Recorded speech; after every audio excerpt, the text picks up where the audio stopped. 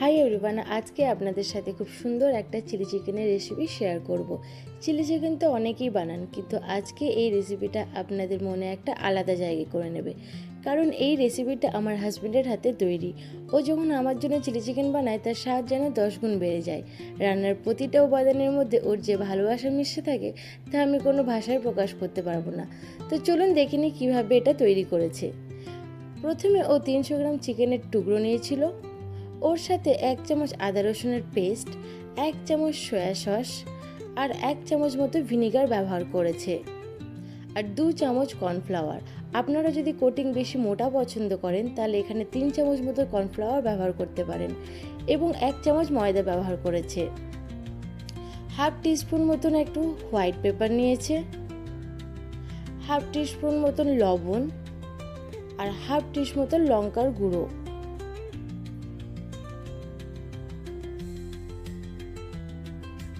আর একটা গোটা ডিম দিয়ে ভালো করে সব একসাথে মেখে ম্যারিনেট করে রেখেছে।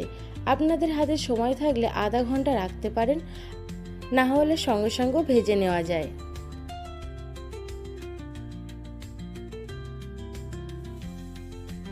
এরপর একটা কড়াইতে তেল ভালোভাবে গরম করে নিতে হবে। তারপর তেলটা খানিকটা ঠান্ডা করে ওই ম্যারিনেট করা মাংসের টুকরোগুলোকে দিয়ে দিতে হবে।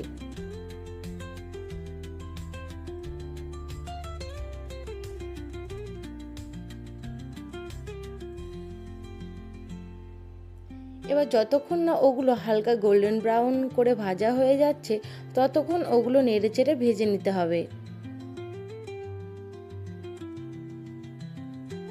দেখুন পকোড়াগুলো কতটা মুচমুচে আর নরম হয়েছে,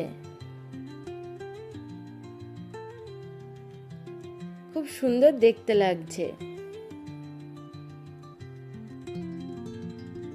এবার গ্রেভির জন্য যেসব উপকরণ লাগবে সেগুলো একবার দেখে নেওয়া যাক।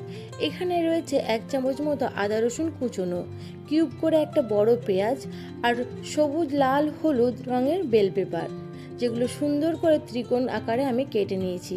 এছাড়া 2টো কাঁচা লঙ্কা আর কিছুটা ফ্রেশ ধনেপাতাও রয়েছে।